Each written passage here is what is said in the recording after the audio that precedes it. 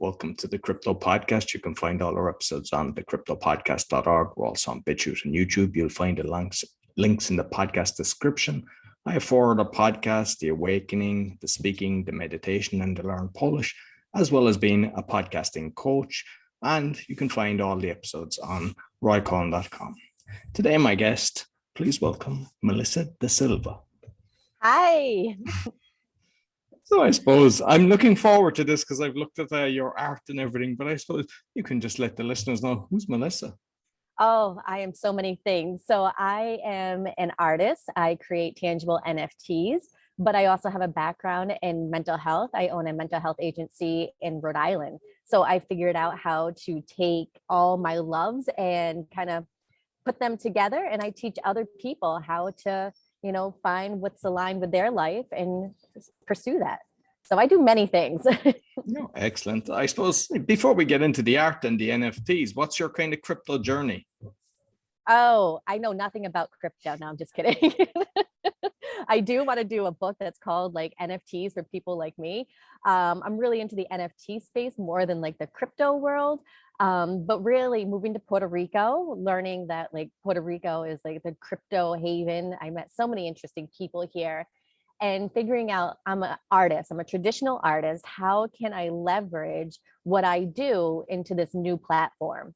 And so what I've been working with is taking my art that I paint and do collage and stuff like that, and figuring out how I can use the blockchain to promote that art, get other people to buy the art, and teach other people how they can do that too, because NFTs can open up a whole new world for artists like me. And I want artists to know that. Oh, excellent. And to be honest, like I've been hearing about the crypto world for, I don't know, 8 years now, and kind of never really, I just thought, and I bought a few and it's okay. Yeah. But the NFTs, I went, ooh, I get this. I like this. And I'm actually putting together, I've got artists on board and I'm putting together projects for that digital art, because I see there's different types of things, because there's a lot of stupidity out there. There's a lot of, I don't call it art, but I've seen your stuff and I classify that as art. And thank you. I can understand why somebody would want to buy your NFT because it's actually beautiful. And I suppose, because there was a guy, Ted Bart, I think his name is. He does a type of painting where you're adding all like turpentine in with the paints, and then you're putting tar and all that, and and I think you kind of do something similar, because is it alcohol or something? And I was like, yeah, that sounds good. I can lick your painting. Well, it's rubbing alcohol, so it's not as fun. But yeah, I create alcohol ink paintings, and I also use like multimedia, different collages. But yeah, with that, I'm figuring like the digital stuff, it's almost going to be like, garbage pail kid cards and, the things that have kind of come through, they're a fad. But really what we can do with the NFTs is what I'm doing is putting NFC code stickers on the back of my pieces. And so this will allow you to keep the certificate of authenticity with your piece of art, which is an issue for traditional art. I mean, you can buy something big from somebody famous, but if you lose that piece of paper, it decreases the art significantly. And so having this code showing like exactly who owns it and, where you can find it, that's what's really going to change it for the tangible art world. And I think that's important for traditional artists to know, is like, we might not be using it the same way as digital artists are, but we can leverage it to use it for, what we do. And the other thing is that with NFTs, you can start, donating and having part of your proceeds go to causes and know where those are going, because it's out there in the open, it's on this public ledger. And so, teaching artists who, typically do want to give back to the community somehow, that's just tends to be the creative way, this gives them another opportunity. So NFTs are really opening up this new world for people like me. No, and I've seen I believe it's 25% is what you're given to a nonprofit. Yes. Yeah. And the thing is that when I opened my mental health agency, I really geared it to the LGBTQ plus community, specifically the transgender community. And so with the NFTs, that thread is still running through it, where I'm creating an online gallery where art is being curated by other queer artists or queer allies. And part of the proceeds from those sales will go to a nonprofit that we all vote on every quarter, that we want those funds to go to. So it's really opening up a lot of doors. It's not just all about the digital art that people are making of, apes and sloths and whatnot. I don't get that. And the prices that they're paying for it, I don't get it. Like, is it Blinky or Blimey or whatever? The guy that sold the 60, I get it. He's got beautiful, his stuff is beautiful. So I understand that. But there's so much stuff out there, and I'm just shaking my head going, I don't get this. And do you find, because I had seen about the thing, the community, do you find that having a community, because I think that's another advantage as well, because you're not trying to be everywhere, because there's some, I'm in a few different Facebook groups and a few Discord groups, and it's like people are just throwing there's a shotgun approach. Like, instead of going, this is what I'm doing. That's why, like, what I'm creating a photography and a digital art, but I'm only bringing in, like, very selective at the moment. Is just the two, and they're incredible stuff, but we're taking our time and we're doing it right, and we want to build a community, and we're having a kind of like museum then, so people can showcase their art, and then you can tour around it, and then you can resell it in our thing. Because of the royalty system, it makes it, it's kind of works that way. And just curious, on your, do you have the royalties on yours? Because I couldn't see that on the thing. I know you're doing the 25% towards the charity. Yes. Yeah. So I'll do the 10%. I call it residuals. People tend to understand the residual thing. So I do the 10% on that. So I teach artists about that. Once they hear that, they're like, oh my God, this makes sense, right? Because people who like created masterpieces, they sell it usually after they're dead and never get anything from it. So I'm really teaching people, like, you can make passive income from your art until the end of time. So so we're doing 10% royalties, and then just continuing on with like promoting the community. The community is important, and knowing that, especially the queer space, it's very important that we feel connected and that we all understand, like, these are the struggles. And it's interesting that typically the queer community is more artistic than the general population, it seems like. And that's, a lot of people use it for coping strategies or creating reality that really suits them. And so I feel like my community is bigger than, the rest of the community, because I have so many creative people in my realm. So I feel like I'm very lucky to have this part of the community. Excellent. And like, because I'm seeing, like, you can basically design this whatever way you want, because sometimes there's people that are creating art and they're doing 200 versions of it, which is grand as well, because it can keep the cost down, but not always. But your system is kind of like a one of one, plus you get the official art, and you're having the stamp. And then if that person resells it, they're not just selling the electronic version, they have to post get that physical piece too. And so it's in the part of the contract that it needs to be sent out within, a week, priority mail, mint condition. So that's the other part to it. So the people in the community have to agree to that part of the contract too. So they're not going to buy it unless they do. So I have a question for you.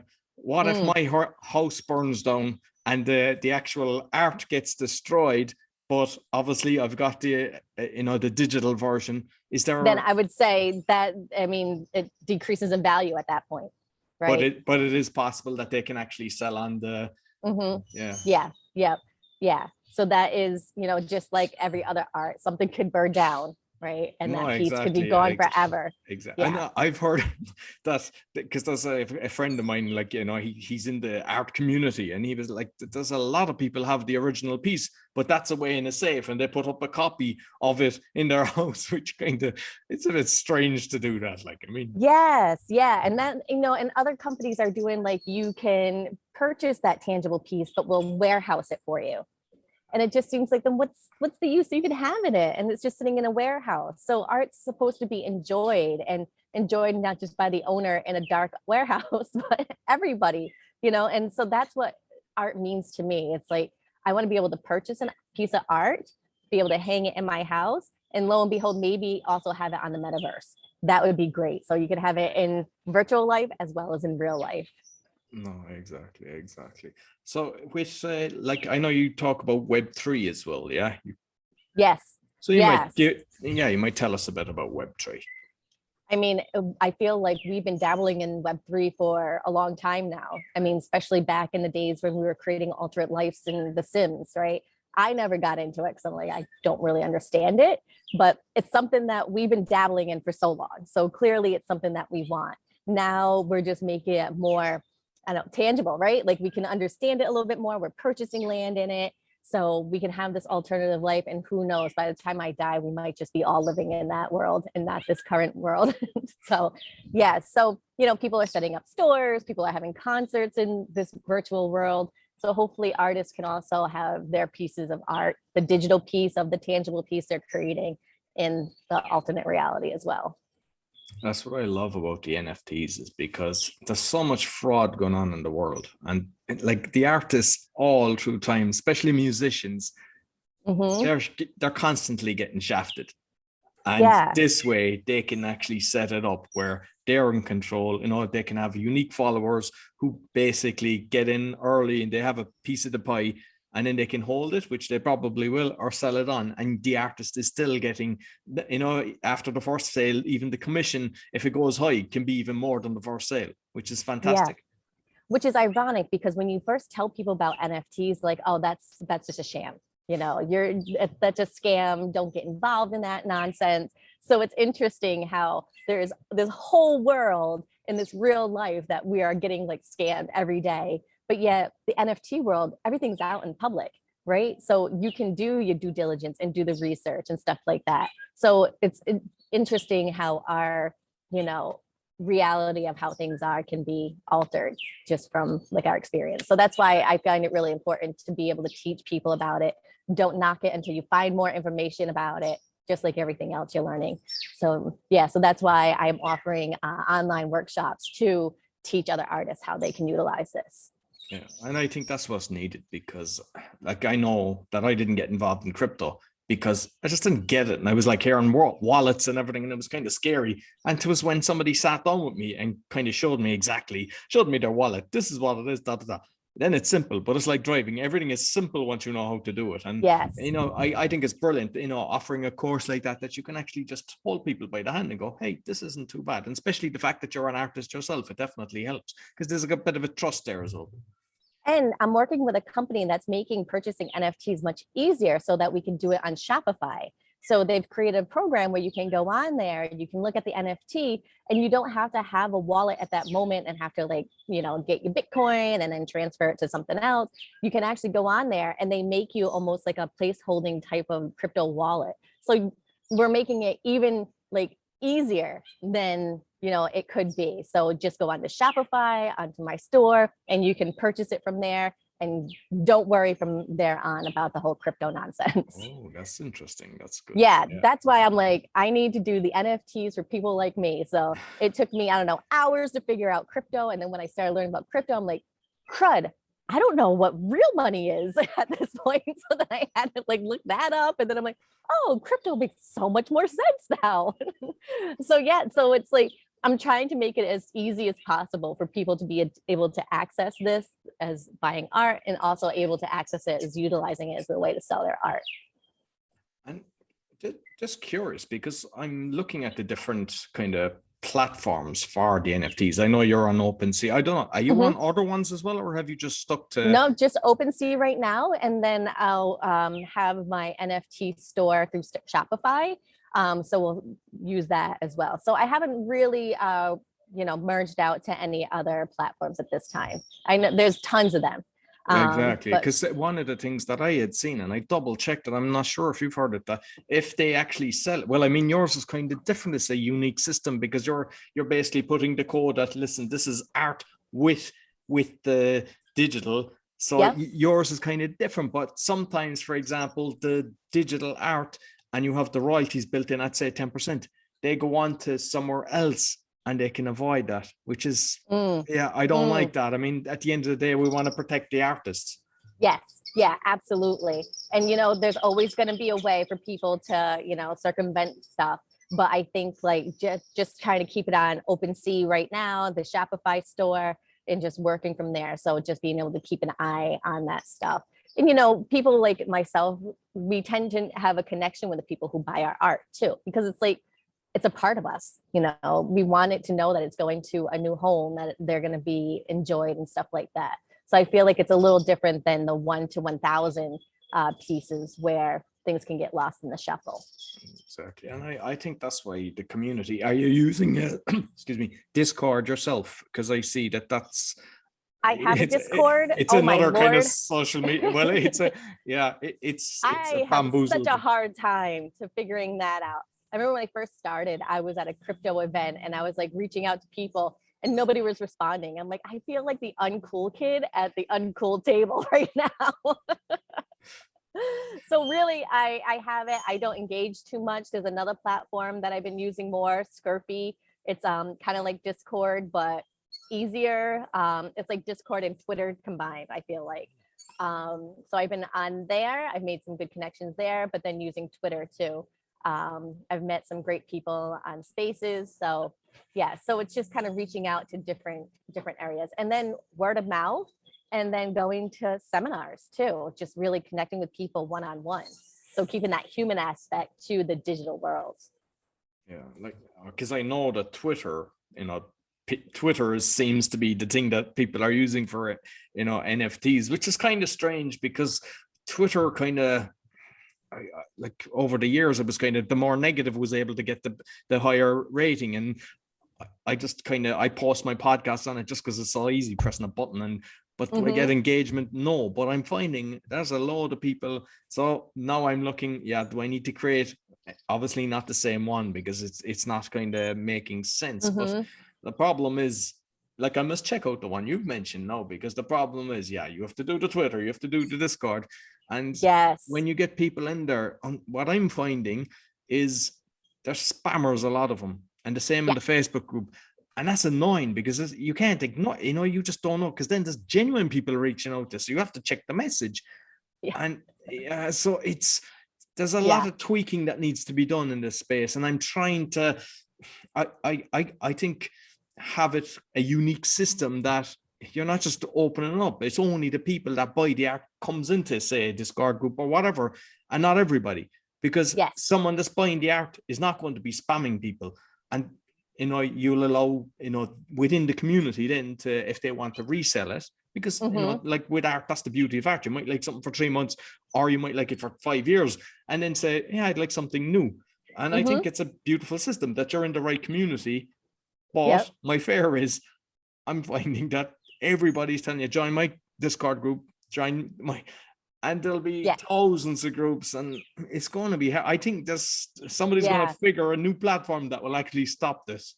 Yeah, check out Scurfy, SKURPY, I believe it is. They seem to be doing really well. I've made some good connections on there. And then, really connecting with people on Twitter Spaces is, special live talks with specific people. Have been a great way to connect with people on my end. Like I met this artist who lives in New York, who I'll end up meeting, but like really I met them online. We realized that like we have a lot in common. We want to get into the same like sphere. So so it's like finding friends in real life. You got to kind of vet them a little bit and figure out if you're real or not. Exactly. So you might tell me a bit more about your art, when you started, and you mentioned at the start with the alcohol thing, but the different styles and stuff that you're doing. So I've always been creative. It was just something that's always been a part of me. But of course, being told like you can't make any money off of art, right? It's the starving artist type of thing. And so it's always been like my hobby, something I do on the side. And then I realized I was creating so much art, I needed to do something with it. So then I started selling it at, local flea markets and online. And so when I came to Puerto Rico, I had a lot of time on my hands, started creating a lot of art again, started selling it at markets, but then realizing like, oh, I can use this other platform. But really, I paint how I feel. Alcohol ink, you start off, you don't really know what's going to come out of it. It's like this plastic paper, you have this special ink, and you have to use rubbing alcohol to make the ink move. And then pretty much whatever comes out is really like the intuitive of it. Like you can figure out how you're going to create that into art once it kind of creates itself, really. It creates itself and you just kind of pour your energy into it. Sometimes it's just crap, but sometimes something good comes out of it. And I think a lot of artists will say that, like, everything I make is shit. But somebody enjoys it. So, put it out there. And with that system, then are you kind of moving it around, moving the canvas around, and maybe using like a chopstick? Because the course, basically, I met the guy Ted on a lunch club, and I'm just kind of curious. Then I started looking at his stuff, then bought his Udemy course, and I was like, this is cool. So I'm going to do it myself. I bought all this stuff, but it's like it kind of moves itself, and you just don't know what way it's going to turn. And what was this? There's this stuff gas on, or it's white stuff that it kind of. Yep. And yes, so it sounds like you're using like a fluid pour type of thing with like more of acrylic stuff. This is it's more of a clear, it's ink. It's actually ink that's put in markers. So when your marker runs out of ink, you can actually refill it with this stuff. But this is just me putting on a non-porous piece of paper, and the rubbing alcohol is what keeps it moving. And then once the alcohol evaporates, that's when the ink will dry.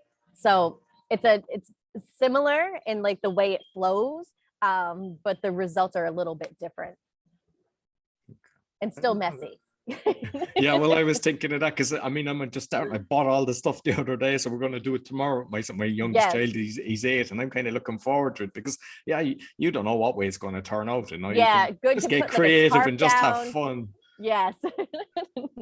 Yeah, and that's the fun part about creating art too. Like it's an experiment all in itself, figuring out what works. I found that sometimes I want to do some mixed media on it, so I'm really inspired by Frida Kahlo, so a lot of my work might have her influence in there.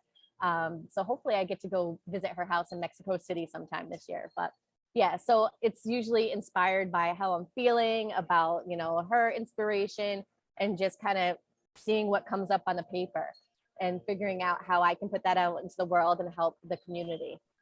And do you do any canvas paintings? Yes. Yep. Sometimes I do canvas painting. I'm working on something right now that I saw in a meditation that I did. It's not coming out the same way that I saw it, but we'll see how it comes. But yeah, I do canvas paintings. I recently sold a mixed media collage type of canvas painting with Frida and some butterflies on there. So yeah, and it's encased in resin. Okay, and this might be a stupid question, but is there different types of canvas? Because I mean, I'm just going into the shop and just getting these different ones, but can you actually get ones that makes a big difference, the quality and stuff like that? Because yeah, I think Michael's, I don't know if you have Michael's, we don't here in Puerto Rico, but yeah, there's different qualities. There's one that's more professional, that's more like kind of rough. You can prep it a certain way. I say if you're just starting off with fluid art, just kind of just experiment, do it on anything. You can do it on a piece of wood. I've done that too. Okay. Yeah, just pieces of before I moved to Puerto Rico, I had a ton of just random pieces of wood hanging around my house. But yeah, you can do fluid art on that stuff and then put resin over it and it comes out beautifully.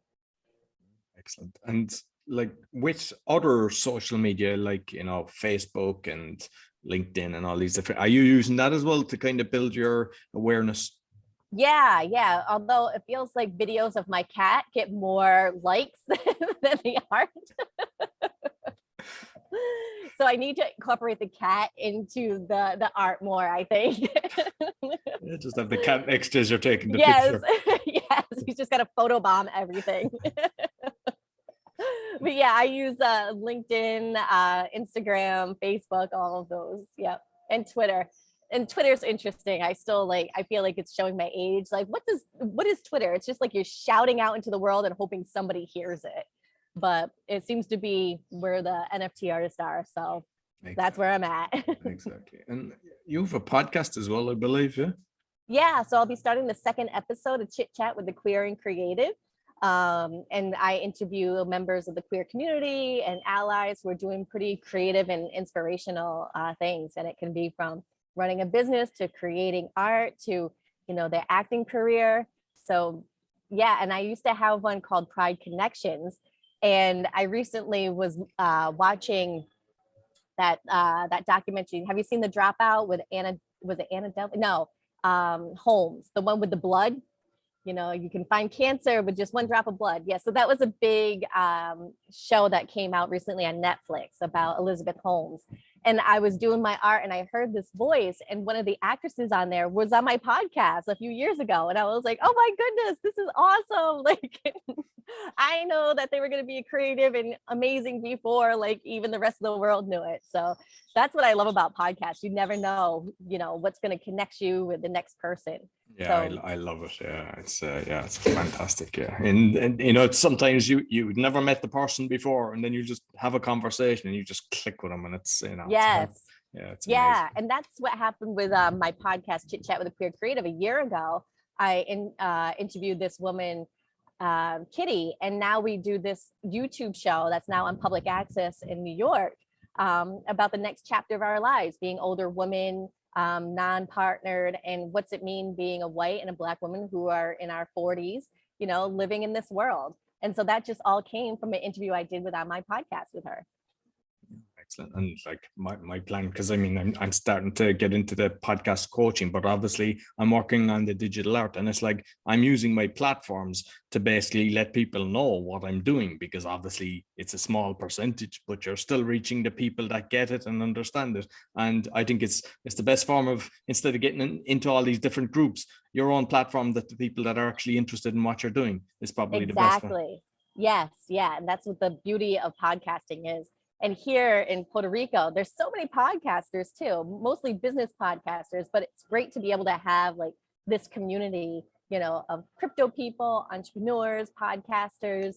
I mean, I'm living my dream here down in Puerto Rico. No, brilliant. Just finally, because I know we touched on the royalties, but is the royalties then tied to the nonprofit as well, or is that just separate? It just goes. No, that's just separate. So I haven't been able to figure out how to continue those royalties on with future purchases.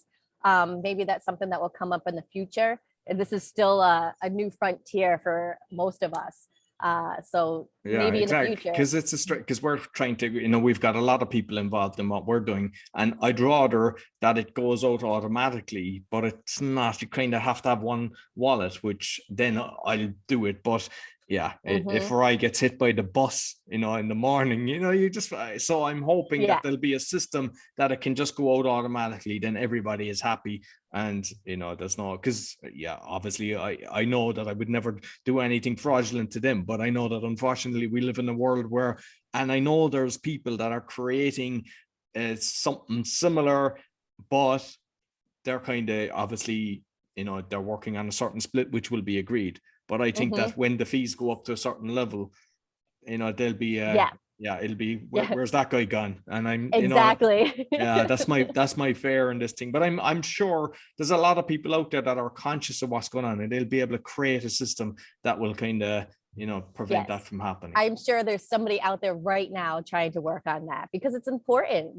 This is a new way that we can get funds into those programs that really need it, and really get it from the people who believe in it and understand it, like can really put their heart and soul in it. So yeah, I'm sure there's somebody out there that's going to come out with something real soon, and that will be amazing.